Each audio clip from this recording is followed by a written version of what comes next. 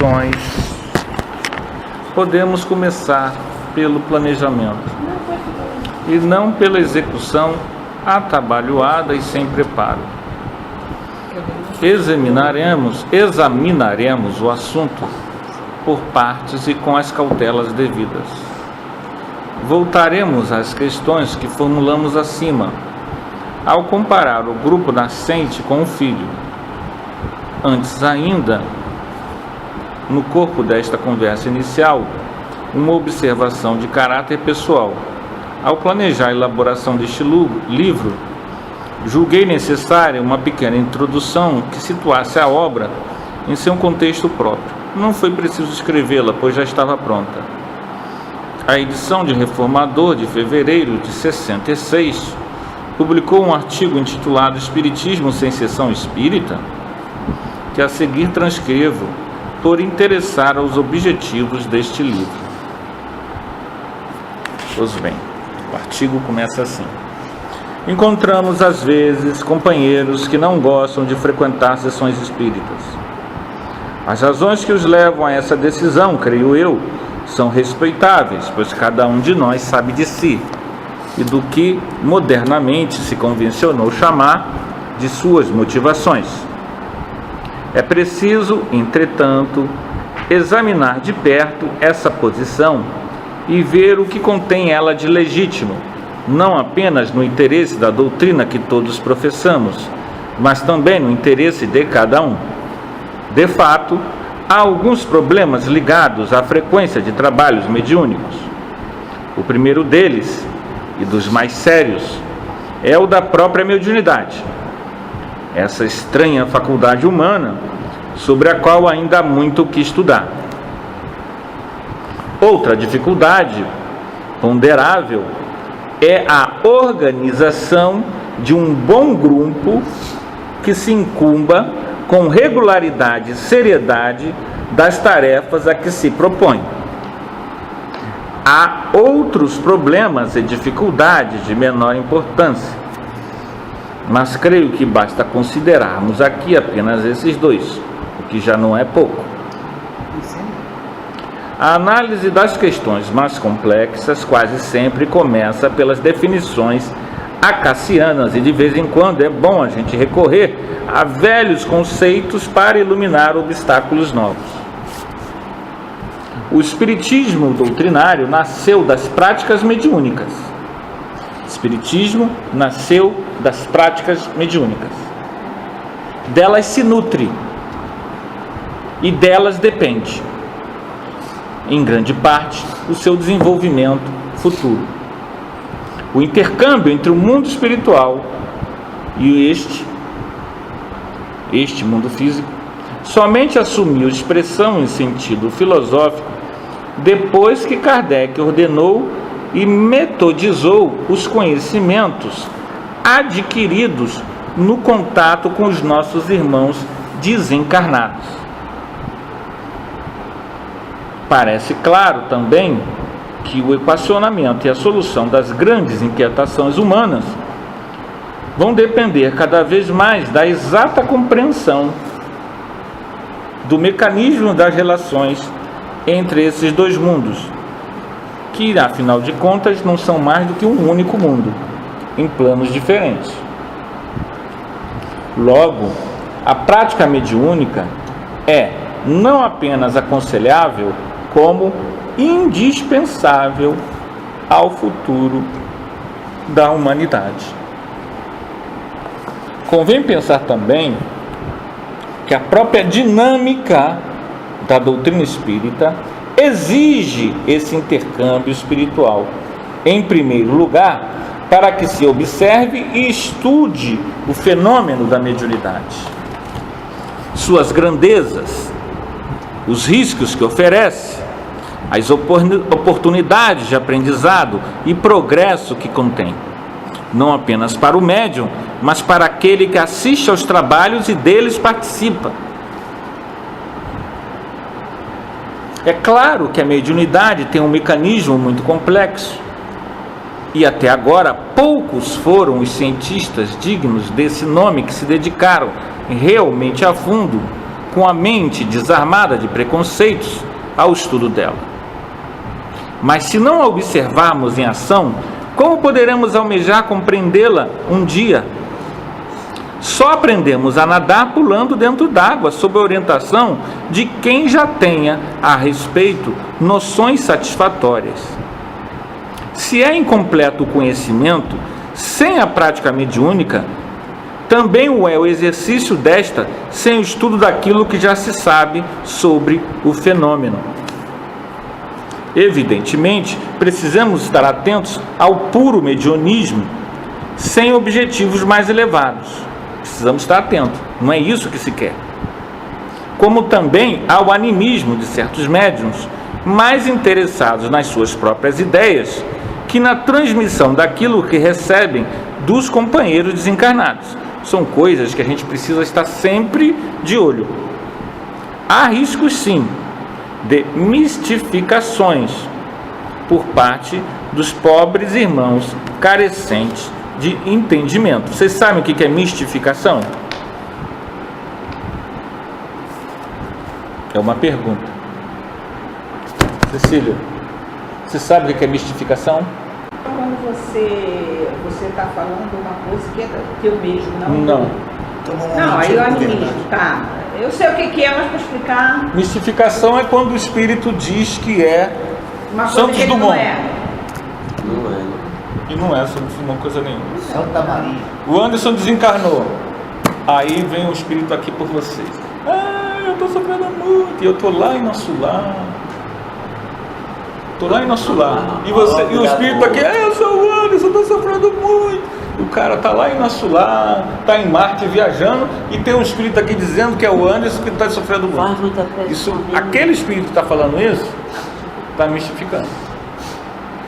Mistificação não é o médium, é o espírito que muitas vezes diz uma coisa, ou que está numa situação, e na verdade ele está criando uma confusão. Aí como é que vai descobrir que o Anderson está no nosso lá e ele está... Muitas vezes não descobre não. Você só vai saber que não é o Anderson, porque o Anderson tem as características dele. Às vezes o doutrinador ou outros médiuns percebem, mas não é normal, nem sempre. Nem sempre. Às vezes, por exemplo, quando o doutrinador tem evidência, às vezes os mentores abrem a evidência e o médium não é. Às vezes soa estranho, né? Às vezes soa estranho. Uma vez um médium falou assim: não, porque o senhor não está bem. Eu me lembro disso. Lembra? Eu lembro. Eu também. Aí eu não falei nada, eu fiquei quieto. Mas, pela vida que ele levou, de correção, de estudo, eu achei muito improvável. Mas eu também não falei nada. Mas aquele negócio não, eu sei, a gente conhece, e o problema eu faço, não conheço. Nessa encarnação. A frequentar o Arauto, não, dentro do Centro Espírita, porque tem gente que é uma coisa dentro do Centro Espírita, em casa, com a família. Sim, mas veja bem. Tem isso também, né? Tem isso, mas veja bem.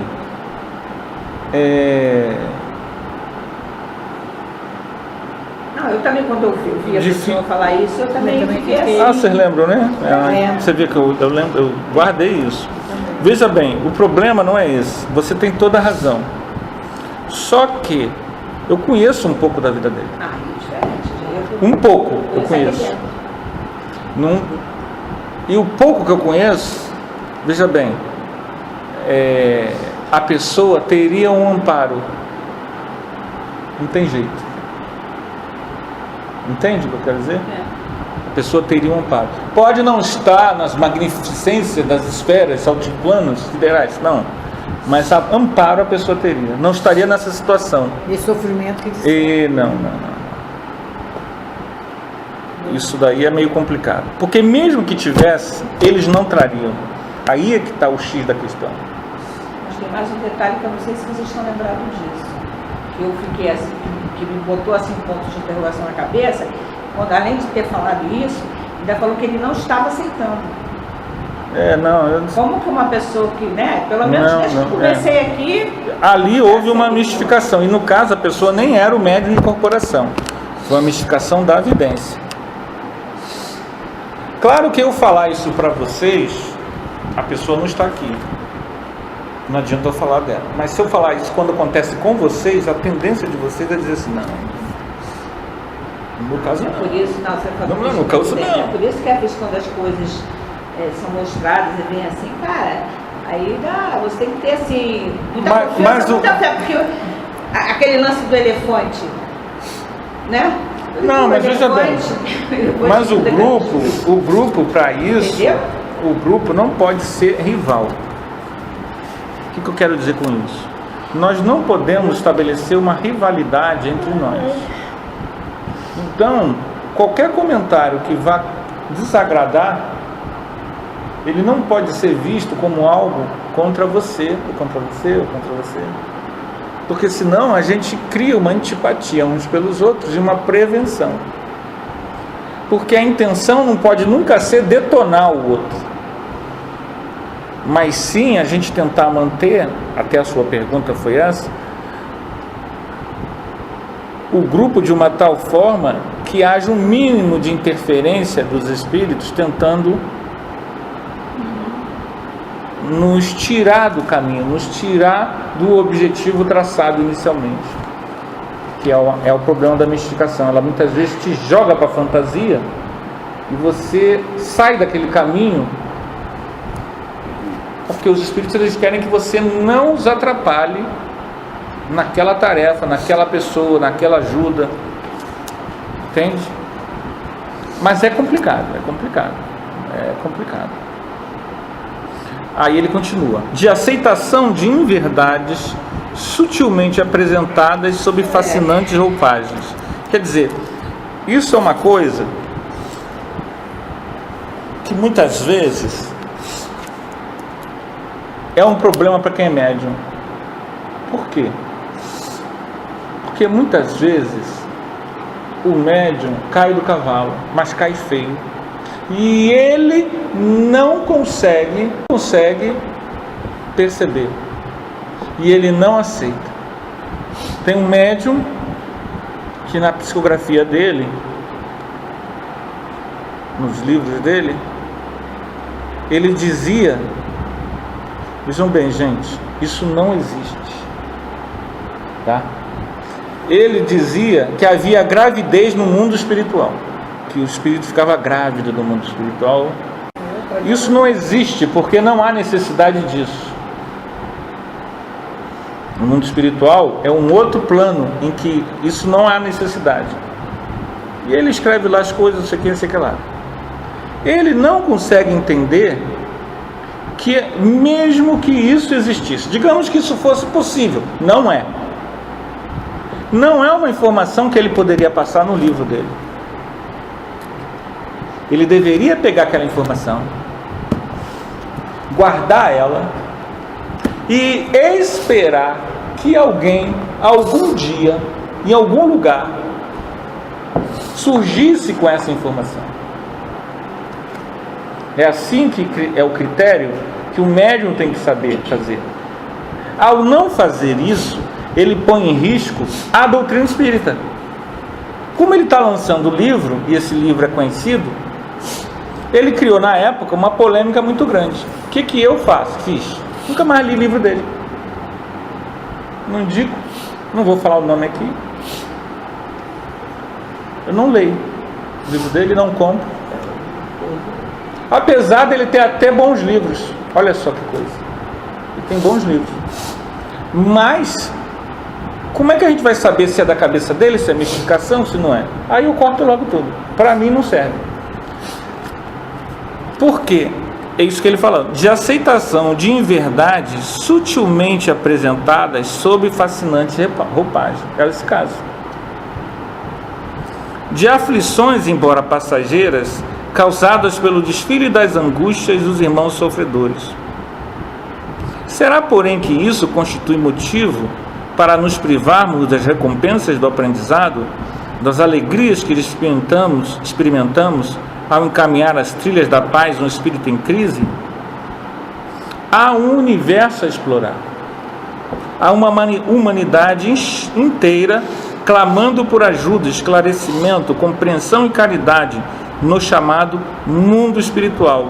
Seus dramas e suas angústias não são puramente individuais. O espírito que erra invariavelmente prejudica alguém mais. Os erros que cometemos prendem-nos a uma cadeia de fatos e seres que se estendem pelo tempo afora. Nunca o drama de um espírito é apenas seu.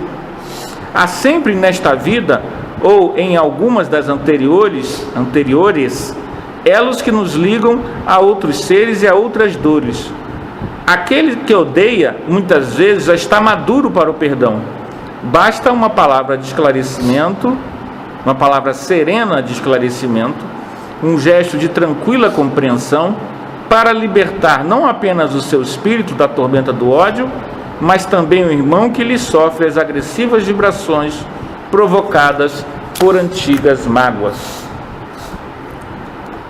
Aos que ainda desejam se vingar de antiquíssimas ofensas, mostramos a inutilidade do seu intento e os novos problemas com que virão agravar o seu futuro.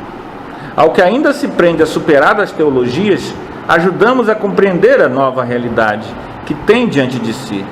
A todos os que erraram, consolamos com a nossa própria imperfeição e com a certeza da recuperação. Os que já atingiram elevados patamares de conhecimento e amor, ouvimos-los com admiração e proveito. Muitos nos buscam apenas para trazer notícia das suas próprias conclusões, da nova compreensão diante desse mistério sempre renovado da vida.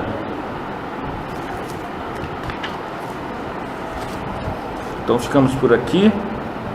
Então ele começa nesse artigo nos falando, o artigo fala sobre a importância de se ter reunião mediúnica na casa espírita e do espírita ter a prática da mediunidade. Você vê nitidamente que ele nos remete aos elos de outras vidas. É comum na desobsessão, isso que ele está dizendo. Mas uma pessoa, ela pode ser médium, orador, e não ter essa noção, porque ela não trabalha em reunião mediúnica. E aí, quando a pessoa vem para a reunião mediúnica, ela entende que é natural que quando você faça uma chamada, isso levar a outras vidas. É a coisa mais natural. O Hermínio está falando isso aqui. Há sempre, nesta vida, ou em alguma das anteriores, elos que nos ligam a outros seres e a outras dores. É o normal de uma desobsessão. Mas quem não participa de uma reunião de desobsessão, muitas vezes não tem noção disso. E o que acontece muitas vezes? As pessoas que chegam à fila, tem aqui, tem 11 nomes. 11 nomes. Desses 11, 13 estão em atendimento. Então tem 11 nomes. A tendência é aí surgirem mais. Essas pessoas não chegam à nossa casa por acaso. Essas pessoas, de alguma forma, de algum jeito, há algum dedo, alguma forma de relação conosco, de alguma forma. Ainda que nós não temos, não estou dizendo que nós temos responsabilidade na dores dela, não. Nós estamos dizendo que não é por acaso a chegada delas. Mesmo aqui, que a gente não conheça as pessoas. Então é isso que ele está dizendo. Há elos. Com a mediunidade, nós quebramos. Eu falei da mistificação. E você falou de um evento, um fenômeno que aconteceu aqui de vidência. Não existe o risco da mistificação? É o que ele diz. Sim. Mas há o aprendizado. Há uma riqueza de experiências, de vivências. Não é possível um espírito desencarnado engravidar outro desencarnado. Não é possível isso. Mas nós já tivemos aqui um parto. Isso acontece. Uma pessoa que desencarna grávida e o espírito ainda está lá. Então, nós fizemos aqui e muitas vezes a espiritualidade faz. Há relatos em livros sobre isso, e nós tivemos essa oportunidade aqui, certa vez. Então... Mas ele interrompendo já então. Nesses casos, você está falando que a pessoa desencarna grávida, né? Mas não são todos os casos. Automaticamente tem alguns que o espírito... Sim, depende da evolução. Depende da evolução, do mérito. Porque, na verdade, evolução é uma palavra muito séria. Ela diz tudo. Quem tem evolução, domina tudo. Quanto mais evolução, mais você está desapegado dos tormentos do mundo físico. No caso que aconteceu aqui, desse irmãozinho que veio no parto aqui nessa casa. Sim. Você quer acontecer aqui. No caso, você quer dizer que o espírito do feto, no caso da criança, estava colado à mãe? Ainda. Isso acontece. Mesmo porque os dois morreram juntos. Mesmo ela tendo desencarnado, mas ele levou ele no útero do perispírito. Então eles fazem essa cirurgia para retirar. Não seria necessário se a mãe tivesse um nível de evolução acima da média. Só que eu vou dizer a vocês, poucas pessoas estão acima da média. Nós não estamos aqui, não estamos acima da média. Ou o filho. Se o filho está acima da média, ele sai tranquilo. Aqui vocês leram Obreiros da Vida Eterna, não foi esse livro? Peraí. Você diz o seguinte, o espírito do bebê, né, vamos dizer assim, ele fica preso ali na matéria por causa da mãe. Não, no corpo da mãe. Não, já está o corpo também. Não, por causa da mãe. Tá? Ele vai com a mãe. Ele vai com a mãe, ele acompanha. E nos casos que ela tem muito caso desse aí, que a mãe desencarna, mas aí eles tiram a criança, às vezes até com 7, 8 meses, e a criança sobrevive. Aí tudo bem. A criança não morreu junto com a mãe. A criança não morreu. Só vai a mãe. Foi feita uma cirurgia no hospital, retirou, fez a cesárea. Não tem um livro que entendeu? Diz que a mãe vai fazer aborto. Porque é confuso, né? Tem um livro que a mãe foi fazer aborto, que a criança disse: eu não quero, não aceito. Se você quer me matar, eu te mato também, você vai comigo. Aí quer dizer, o próprio filho faz, eles dois morrem junto, colado. Só que ele passa a ser obsessor dela, né? Os casos tem do um mundo livro espiritual, assim, não tem um livro? Tem para todos os gêneros. Os casos do mundo espiritual, todos os gostos. Vejam bem, são muito amplos. Há uma série de questões que envolvem, como o Hermínio está dizendo, há muito aprendizado a ser feito. A doutrina espírita, ele mesmo falou antes, e a gente leu semana passada, ela é evolutiva. Eu já quero que o livro desse. Mas pelo nosso trabalho. Não, que livro é esse trabalho? Aprendizado. Tem coisas aí que eu com 20 e poucos anos dentro de coisa, então eu fico assim. Ó, 1, 2, 3, 4. É um aprendizado pra gente. Pra mim tem sido. Eu sabia que ia começar agora. Não, pra vocês Não, isso agora a gente não precisa discutir, já começou. Não estou discutindo não, estou querendo saber se é livro, menino. Não adianta discutir assim, eu não sabia. Agora já estamos estudando, já estamos tudo bem, eu estou querendo um livro, só isso. Vai chegar. Mas se você acha que não comprou, vai chegar mais Presta cedo. atenção. Inclusive o que eu quero. Vou procurar em casa. Você comprou em dezembro. Você deu a ela? Você comprou. Eu paguei. Aí que É por isso que eu não sei. Então, antes que a gente termine, Aprendizado. a reunião mediúnica, Depois me diz então quanto é. ela é importante. Ela tem, ela é uma forma que a gente tem para ajudar as pessoas e a nós mesmos. Nós, ao realizarmos essas tarefas aqui, não estamos fazendo nada mais, nada menos do que limpando os nossos caminhos. Não estamos somando ainda, estamos apenas começando a limpar os nossos caminhos. O segredinho... Fala, por favor. Questão de comparação, que eu já ouvi isso aqui, não lembro de quem, já surgiu isso assim. Você está falando a importância da reunião mediúnica. E quando a casa não tem reunião mediúnica, como é que se diz? O estudo do Evangelho, vamos dizer assim, é mais precioso do que a reunião mediúnica. Olha só, na casa espírita. Nós precisamos entender o seguinte. Entendeu mais ou menos o que eu estou falando? Nós precisamos entender o seguinte: a vivência do Evangelho, ou seja, a vivência do amor, ela é fundamental. A casa espírita deve vivenciar o amor. Se ela vivencia o amor, ela constrói uma reunião mediúnica sólida e séria. Muitas vezes, o que acaba com uma reunião mediúnica, e às vezes a casa espírita fica sem reunião mediúnica, é quando realmente a discórdia e a desavença predominam. Então, há casas que já tiveram e não tem, porque as pessoas desencarnaram, porque não houve formação de trabalhador, não houve continuidade do processo. A prioridade de uma casa espírita é o estudo doutrinário, sempre. Só que a vivência espiritual, ela é também importante. Ela não é menos importante. Ela é uma etapa